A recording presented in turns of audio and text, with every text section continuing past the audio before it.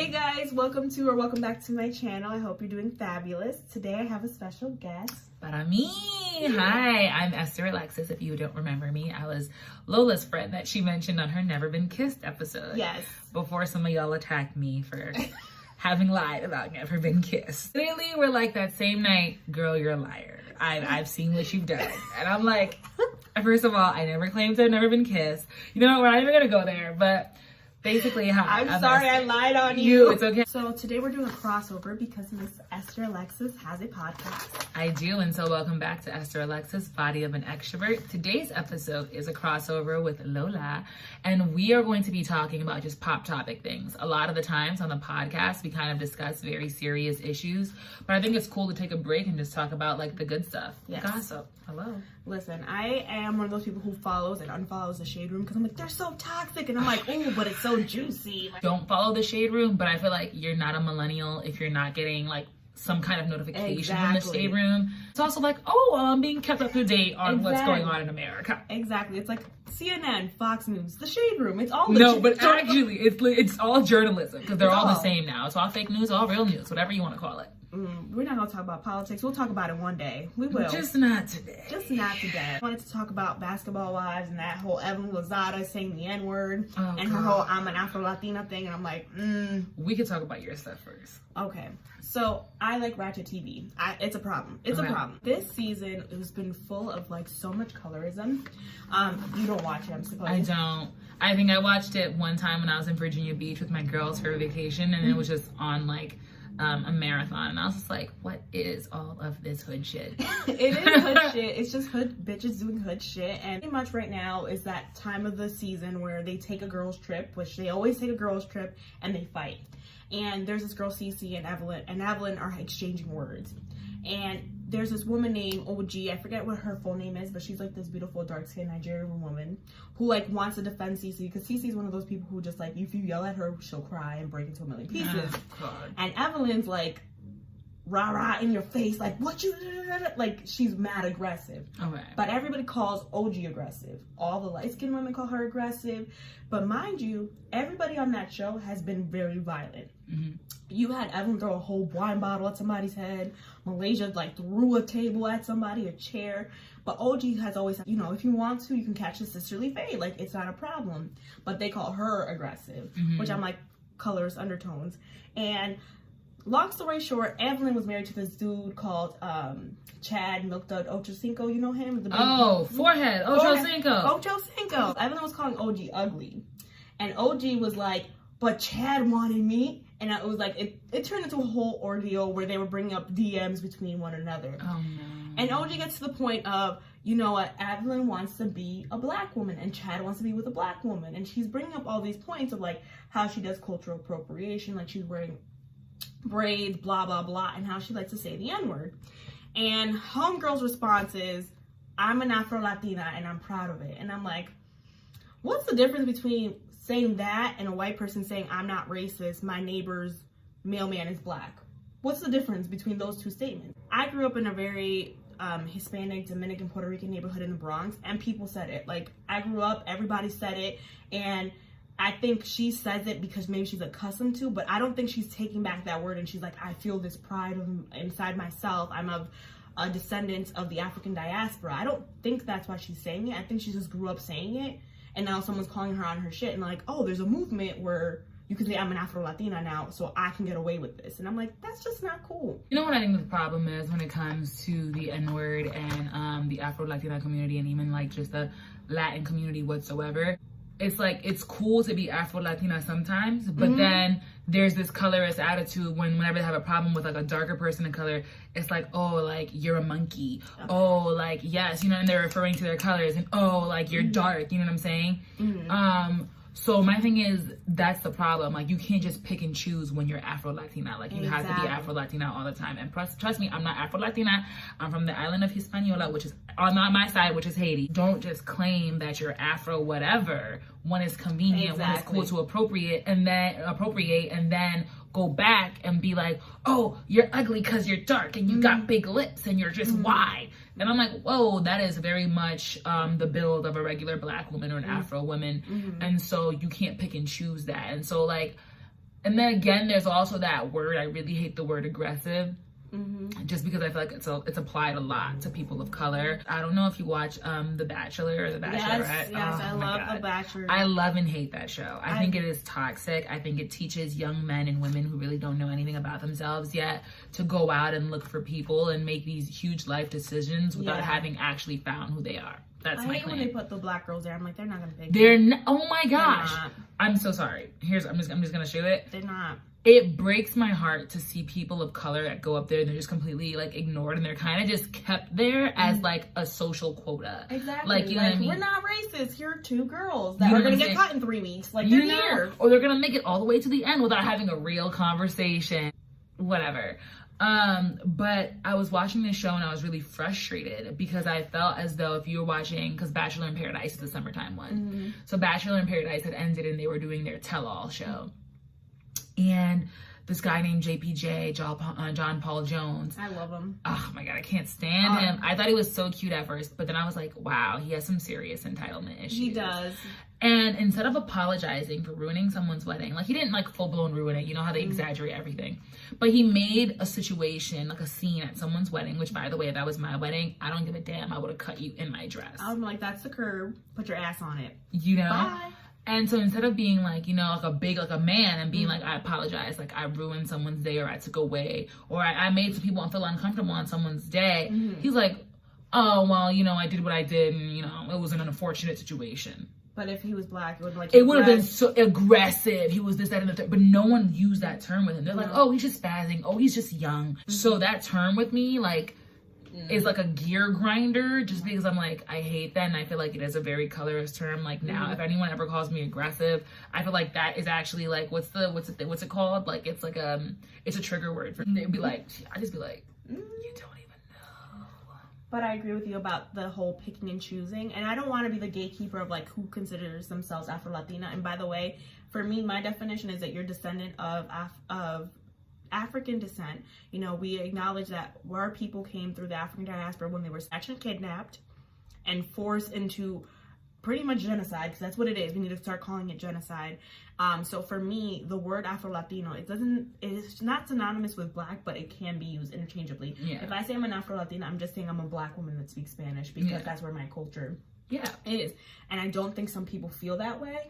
And like on YouTube, you see all these like really light-skinned, racially ambiguous women with like these 3A hair, like I'm an Afro-Latina, and I'm like, but are you? Like, I understand that people identify with a certain way, but if we live in a world people treat you based on what you look like, and you don't look like the stereotypical or you're a very racially ambiguous person, how do you get treated like a black person? Like, how do you come to that experience, and how can you sit here and say it's one and the same? Like, I don't understand that.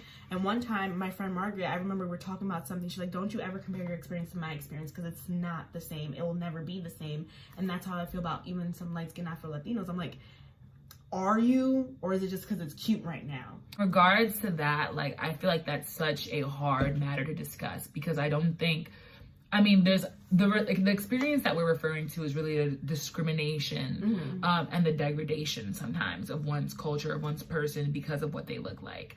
However, I know, for example, like people who have like sickle cell or who are just like albino, they're albino Haitians and they are white as snow, but they're 100% Haitian. You know what I mean? So I don't like to discredit either. However, we have to all be honest in saying that because I look a certain way, I am treated a certain way, and I fall under a particular stereotype that applies to me that may not apply to you. So I think that a lot of the times we get very caught up in catching trends. Like, I think it's very popular to be Haitian right now. I was Haitian when it was the boat people, you know, in the 90s. No, in the sense where it's like people get to pick and choose. Like, they make cultures trendy now. I don't know. Drake. They pick and choose the trendier parts of cultures and be like, oh yeah, like I'm this today. And I'm like, are you? I'm like, are you? But I mean, that's, I guess, one's personal affiliation and decision. And so I can't comment on what they think about themselves. But I'm just saying, sincerity and authenticity never hurt a soul. Yeah. My next topic is just something light before we get into the heavy stuff. But Barack and Michelle are celebrating their 27th year anniversary of marriage, which I'm like, you know, me and Michelle are both Capricorns. So I'm like, I hope my husband's a Leo. Like, Barack. I just want what they have.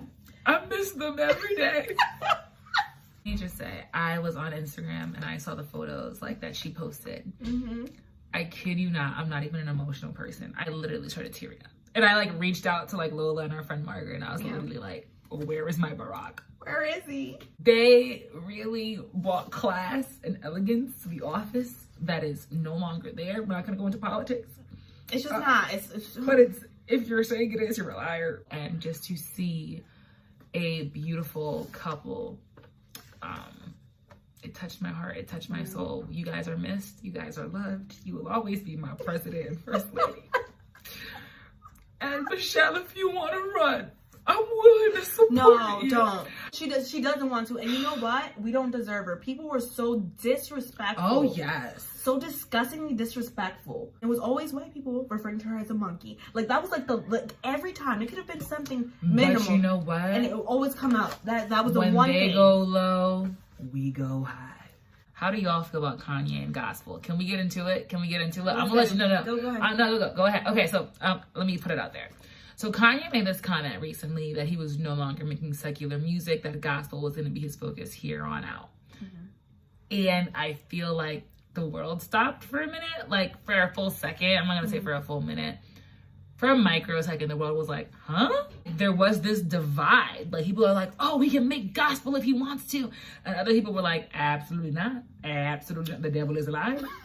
And I've been teeter-tottering as to like where I am, and I'm curious to see where you are with that. So Kanye the person, Kanye as the artist. Two different things. And I think he could probably make amazing gospel music, but gospel is it's religious based, right? So it's based in your faith. So I understand where people are like, this isn't like something you should be picking up because you think it's cool. And I understand that he's going through this whole thing with his church. And I hope his heart is in the right place. The intention is there. The intention is there. And I feel like his intentions might be there, but people have always like who've been around Kanye, I feel like they milk him and they steer him down the wrong direction. I think he's surrounded by yes men. Exactly. And if he just did gospel, it'd be beautiful music. Jesus walked. I don't know if I mean, to this day, I'm just like, oh, you know. I don't think I heard it. I've not heard this. We're gonna Google it, because if you hear it, you'll know. So I know he can do gospel, and it's gonna be phenomenal. I'm just worried about how he got here. Jesus is nothing to play with, and I don't think he's doing it to be God, even though he had his little moment where he was like Jesus, and I was like, I'm glad you say that. So I tread lightly with him. I worry also that people are not going to be listening to gospel because they want to hear music about God. They're going to want to listen to gospel who's being sung by Kanye. Exactly. Or created by Kanye. And that's where my problem lies there. I don't think people are going to listen to it for the right reasons.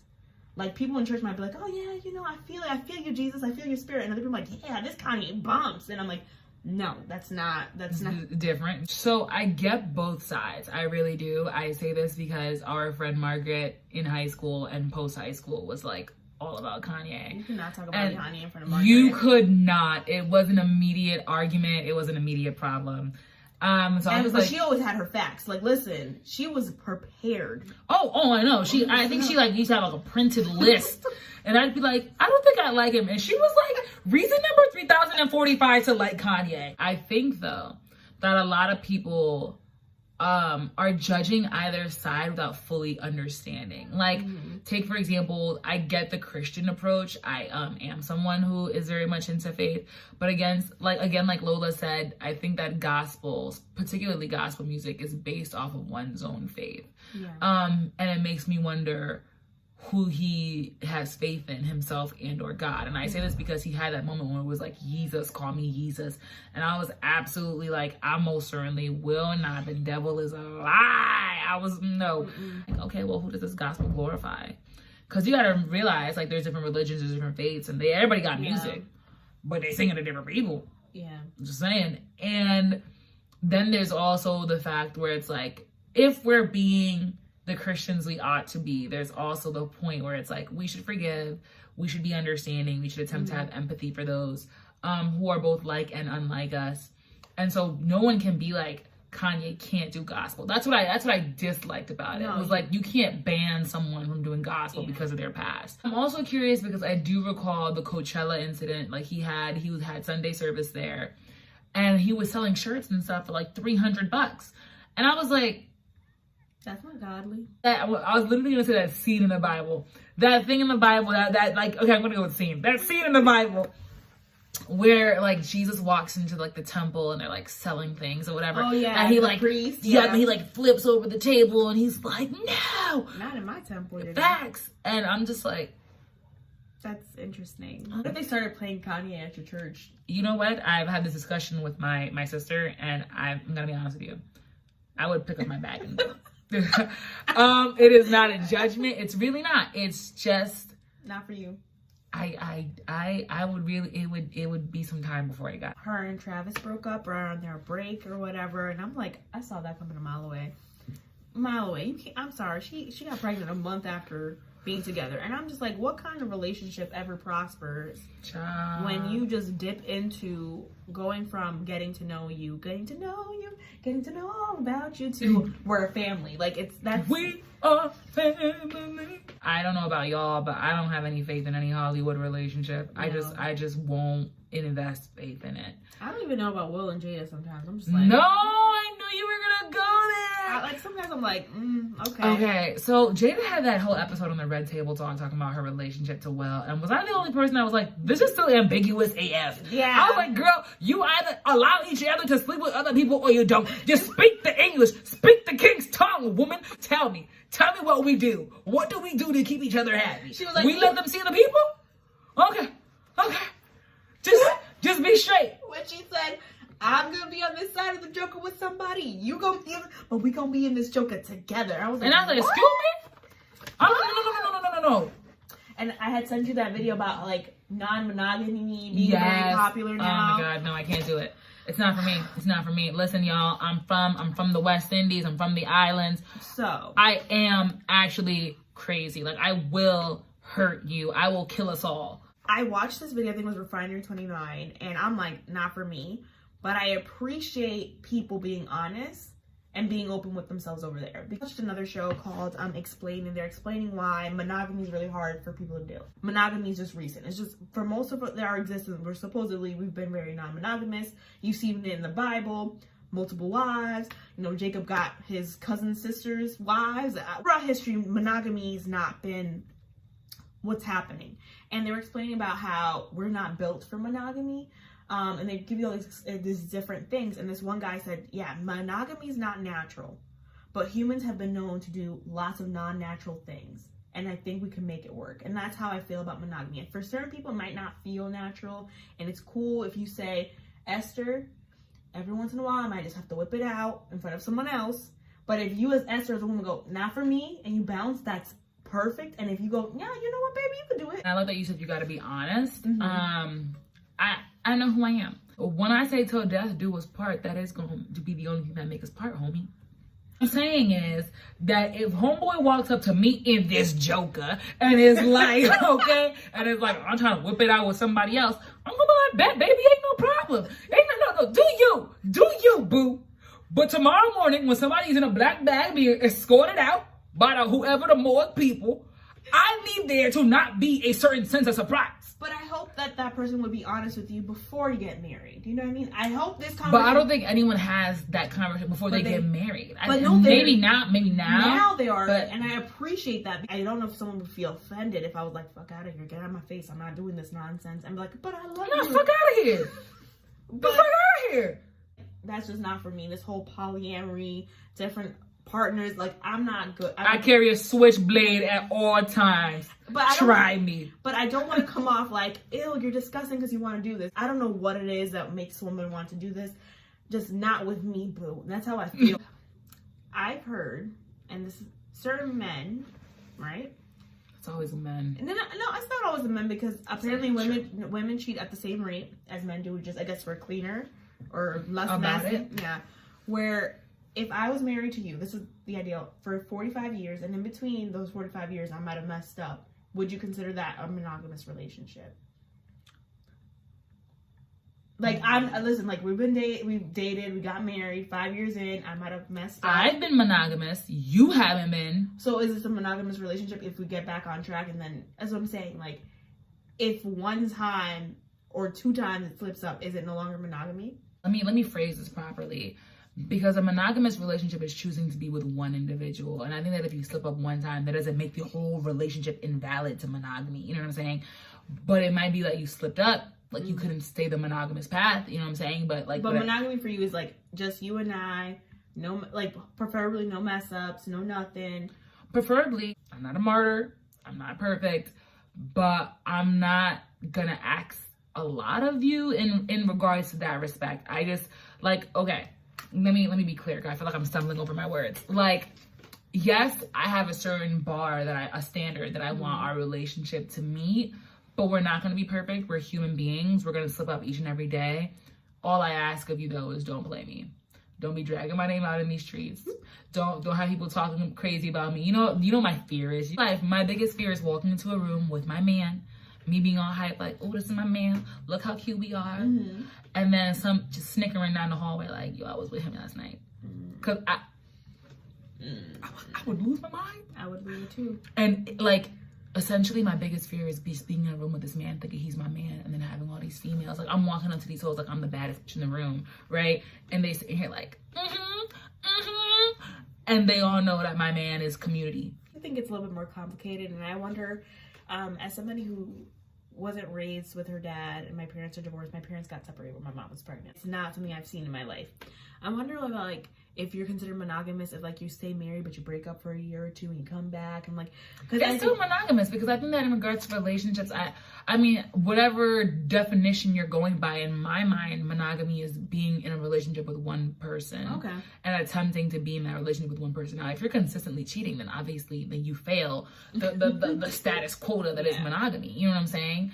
But if your goal in that relationship is to be with one person, then that is a monogamous relationship. Whether you slip up or not, you are still in a monogamous relationship. Does that make sense? It's the intent and the work and the you put towards being monogamous. In my mind, yeah. Okay. I'm okay with people not hopping into marriages and realizing monogamy is not for them. And I'd rather you know that in advance. You know what I'm saying? Like, I've actually, no cap, like, I've actually talked to, like, people of, like, the opposite sex, and, like, they'll be like, yo, like, I'm not, like, monogamous, like, that's not what I'm looking for.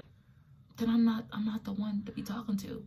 But God bless you. Be on your way. I'm glad that you're honest, that you're upfront. You're like, you know what, this is not for me. It's not in my spirit. Some people are like, you know what though, actually, I literally had this one guy, no cap, no funny, and he was saying that he wanted a relationship with someone, like a genuine monogamous relationship. However, until he felt like he found his person, he had no plans of subscribing to the plan that is monogamy. You know I don't think you could do that where you're like, oh, I'm gonna eat all the junk food I want, and once I have a big event, I'm gonna get back on this, like, clean lifestyle. We're creatures of habits. Yeah. I don't know how you can go from doing all this shenanigans in the streets, being community, to, like, I'm just gonna be with one person. If that's what you do, that's what you do. I was just like, that's not gonna fly with me. Only because I don't expect to be someone's, it girl all the time. Like, you know what I'm saying? I'm not meant for everybody. Not for someone who's for everybody. Like, I like exclusivity. Like, I like knowing what's mine is mine. Like, and that could very well just be a me thing. I think it's different. I don't know if I would want to say someone's what's mine is mine. I would just like to appreciate that if we're being intimate, something that we are sharing together. I mean, ideally, I would like somebody who maybe also is at the same level that I am. It makes it easier for whatever type of relationship you have. Just be like, I'm not going to be monogamous, and I'm just not going to be married. Paul said that in the Bible, where he was like, people don't rush into marriages. Like, it's not meant for everyone. It's not meant for everyone. And he was like, wait, is it in the Bible too, where they're like, it would be bad for you to be in a marriage where you're like, you're not supposed to be in one, and you just know it's not going to make you happy. It's not for everyone. And you have to realize, I think a lot of the reasons people are getting divorces nowadays is because they didn't realize how much hard work it was actually going to be. And it's hard. It's hard. And I think also people don't realize the type of person that they are. Facts. They don't know who they are before they get into these relationships. And it's not that you don't, like, you wake up and you don't know what you're doing with your life, but I know what type of person I am. I have a hard time sharing space. I bumped heads. Me and my sister used to fight all the time. So one of the things that worries me that if I should get married, that I won't be a great wife because I don't know how I'm going to share my space with somebody. That's what we talk about. Like, you should know yourself. Know what type of person are you? Are you compatible? Are you agreeable? And that's just one of the things, like, how will you feel like if you mate with somebody who's messy and doesn't care that his shoes are right down there? I feel like that's what people need to think about before they get married. Are you a person that's able to cohabitate with another and know how to communicate properly? And if you're not, how you gonna fix that? Because I don't know how I'm gonna do that, Esther. I think you could manage. I think I'm passive aggressive, and I don't know if I can. I'm aggressive. I'm passive aggressive. Like, and I just said earlier I didn't like that term. We now turning this into a relationship talk, I guess, because it is long enough to be two different things. Okay. So just saying. But my fear in relationships is more that I am very verbal and outspoken, but I also, in the heat of the moment, like if I get really upset, then I'll just talk all the side of my neck. And it's not nice. It's not polite. Yeah. And I feel like sometimes, because you're so mad sometimes that like you're out for blood with your words. You know what I'm saying? And you can't take those back. You know what I'm saying? Like, I remember, like, I even have a friend and he was just like, yo, like, you cannot do that. Like, it is not okay. No. He's like, because you weaponize, like, you know what I'm saying? Things that aren't meant to be weaponized. They're meant to be intimate, and you weaponize them. And once you lose that trust with some people, like, there's no getting it back. There's no going back to that. And so, like, I always try now to, like, no matter how upset I am, to like just shut up, because I know I could say something very damaging in that moment. I've developed a bad habit where like now I'm mad and I just don't say anything. And I've communicated with people that like, you just need to give me a moment, because like I need maybe like a 24-hour period, and then I'll start to communicate and we can have like a real conversation and grow from there. But right now in this moment, I have to shut down, because if I don't shut down, I'm gonna blow up. I'm like that right now, where I'm like, I'm just not gonna talk to you about this. Me and my sister, you would literally follow me around when she was angry about something with me, just like, and I'm like, I'm not having this. I'm not arguing with you. Like, I'm not doing this. She would walk in here. I would lay in my bed. I'm like, okay, that's fine. I'm gonna watch some Netflix. I'm cool on that. I would leave and get in my car. I'm one of those people. I feel like I would get into a fight, or my husband would fight with me, and I would just leave. I don't hold grudges. That's my good thing. Is that I get over things really, really quick, and that's also a problem with me with my whole word thing, is that I'll say it, and then tomorrow I'll be like, hey, boo. And he's like, bitch, boo. Like, yesterday you called me the spawn of Satan. I don't know if you know who Kristen Bell and Dak Shepard are. Yes. I love them. And he has, Dak Shepard has a podcast called, The Armchair Expert. And they were talking about on this podcast how, and even on Ellen's show, whatever, how she used to have this storm out thing. Like, she would storm out. Like, when she said her piece, she was like making a grand exit. And one day he was like, you've got to stop doing that, because like, it's not gonna work. Like, I'm not gonna stand here and be disrespected. Like, I just won't. And it's funny because I kid you not, like, I didn't used to storm out, but I'd be like, I'm leaving now. Great. Like, I would storm out, but quietly. I believe in a quiet storm, y'all. Nothing is more, like, final to me than, like, and I'm leaving now. And, like, you just left standing there. And my friend Jacques was like, absolutely the fuck not. Really? He was like, no, I'm talking to you. Like, don't do that to me in a conversation. I also get, when I get angry, I don't know what it is, but I cry. So I feel like this throat, right, like this thing right here, and I go, like that, and I'm like, in a fight, if you look like you're gonna cry, you've already lost the fight. So I'm like, you know what? No tears. I'm gonna be here like. Something that I've been working on, though, because I think that once you know what your weakness is, you should work on it. But even then, you gotta pull yourself back. I say this because I've been single for what? Oh, wow, it's been a while. I've been single for like, what, 7 years? Wow, really? Yeah, like I've been talking to people, but I haven't been with anyone for like, I want to say 7 years. How old am I? 24? 7 years? I'm gonna go with that. Someone's probably gonna correct me. I haven't claimed anyone as mine and vice versa, and then I'm out of time. And I've made it a point, because my last relationship, I like really hated it, and I hated how it ended.